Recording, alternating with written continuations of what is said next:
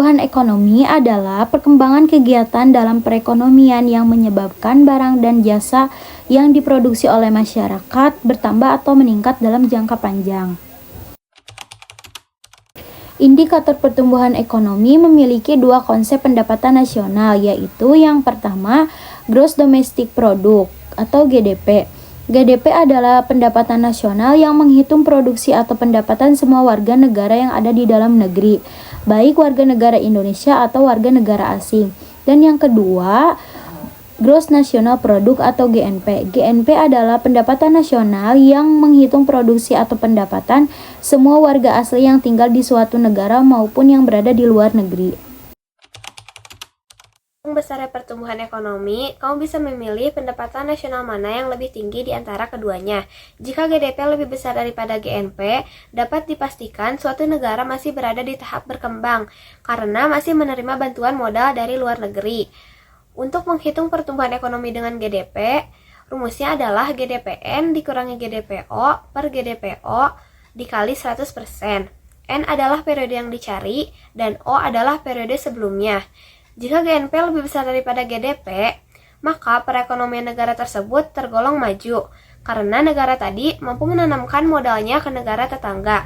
Untuk menghitung pertumbuhan ekonomi dengan GNP, rumusnya adalah GNPN dikurangi GNPO per GNPO dikali 100%. Yang mempengaruhi pertumbuhan ekonomi adalah tanah dan kekayaan alam, jumlah dan mutu penduduk dan tenaga kerja, barang-barang modal dan teknologi, manajemen, kewirausahaan, sistem sosial dan sikap masyarakat, dan yang terakhir, luas pasar sebagai sumber pertumbuhan. Contoh pertumbuhan ekonomi bisa kita lihat pada pembangunan kawasan industri di beberapa daerah. Selain itu, pemerintah juga gencar mendorong UMKM untuk menghasilkan produk yang lebih banyak dan beragam, seperti makanan, pakaian, sepatu, aksesoris, dan lain-lain. Untuk pengertian pembangunan ekonomi adalah proses yang bertujuan untuk meningkatkan kesejahteraan masyarakat melalui peningkatan kualitas hidup, pemerataan pendapatan, dan pengurangan kemiskinan. Proses ini tidak hanya berfokus pada pertumbuhan ekonomi yang diukur melalui peningkatan produk domestik bruto atau PDB, tetapi juga mencakup berbagai aspek sosial seperti pendidikan, kesehatan, dan lingkungan. Dengan kata lain, pembangunan ekonomi tidak hanya soal angka, tetapi juga bagaimana perubahan tersebut berdampak pada kualitas hidup masyarakat secara menyeluruh. Nah, indikator pembangunan itu ada banyak. Untuk mengukur keberhasilan pembangunan, terdapat beberapa indikator yang sering digunakan, di antaranya adalah 1. Pendapatan per kapita. Pendapatan per kapita adalah ukuran rata-rata pendapatan yang diperoleh oleh setiap individu dalam suatu negara. Indikator ini menggambarkan tingkat kemakmuran masyarakat. 2. Indeks pembangunan manusia atau IPM. IPM mengukur 3 aspek utama pembangunan manusia, yaitu tingkat kesehatan yang diwakili oleh angka harapan hidup, 2. Tingkat pendidikan yang diukur melalui rata-rata lama sekolah dan harapan lama sekolah, 3. Standar hidup layak yang diwakili oleh pendapatan per kapita. Yang ketiga adalah angka kemiskinan. Indikator ini menunjukkan persentase penduduk yang hidup di bawah garis kemiskinan.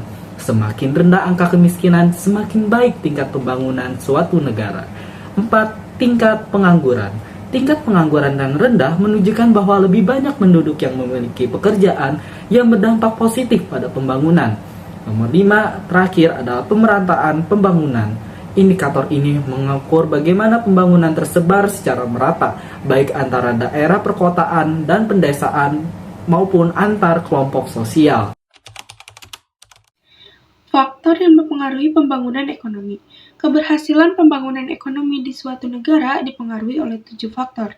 Yang pertama ada sumber daya manusia atau SDM. Perencanaan pembangunan ekonomi negara sangat bergantung pada kualitas manusia, karena SDM dibutuhkan untuk mengolah sumber daya alam menjadi sesuatu yang memiliki nilai tambah. Yang kedua ada sumber daya alam atau SDA. Sumber daya alam ini meliputi tanah, keadaan iklim atau cuaca, hasil hutan, hasil tambang, dan hasil laut. Yang ketiga ada ilmu pengetahuan dan teknologi atau IPTEK. Jika sumber daya alam dan sumber daya manusia sudah ada, negara membutuhkan ilmu pengetahuan dan teknologi untuk mengolahnya. Karena dengan semakin canggih teknologi yang dimiliki, maka semakin besar peluang untuk negara untuk maju. Yang keempat, ada sistem pemerintahan. Negara yang menganut sistem liberalis memberi kebebasan pada penduduknya dalam menjalankan kegiatan ekonomi. Yang kelima, ada sosial budaya. Nilai ini dapat menjadi faktor pendorong atau penghambat. Yang keenam, ada modal. Modal dibutuhkan untuk mengolah bahan baku, membeli peralatan, hingga mendirikan infrastruktur. Yang ketujuh, ada kondisi politik. Kondisi politik ini dapat terjadi karena dengan adanya suatu negara sedang tidak baik, seperti mengalami peperangan atau kudeta, maka berpengaruh terhadap investor yang ingin menanamkan modal di negara tersebut. Yang selanjutnya ada perbedaan. Yang pertama adalah pertumbuhan ekonomi adalah usaha untuk meningkatkan nilai GDP atau GNP tanpa memperhatikan dampaknya terhadap masyarakat. Sedangkan pembangunan ekonomi merupakan upaya untuk meningkatkan GDP atau GNP yang disertai perubahan kualitas hidup masyarakat. Yang kedua, ada pertumbuhan ekonomi, ditandai dengan naiknya pendapatan per kapita. Sedangkan pembangunan ekonomi ditandai dengan pemerataan pendapatan penduduk suatu negara. Yang ketiga, ada pertumbuhan ekonomi, mendorong kenaikan jumlah produksi barang dan jasa. Sedangkan dalam pembangunan ekonomi, kualitas hasil produksi menjadi perhatian utama. Yang keempat, ada pertumbuhan ekonomi, hanya diukur melalui pendapatan nasional. Sedangkan indikator keberhasilan pembangunan ekonomi terdiri dari pendapatan per kapita, indeks kualitas hidup, dan indeks pembangunan manusia. Yang kelima, ada pertumbuhan ekonomi bersifat kuantitatif. Kesimpulan, pertumbuhan ekonomi menitik beratkan pada kuantitas, bukan kualitas. Maka pertumbuhan ekonomi tidak selalu berdampak pada peningkatan kualitas hidup masyarakat. Pembangunan ekonomi menitik beratkan pada kualitas hidup masyarakat.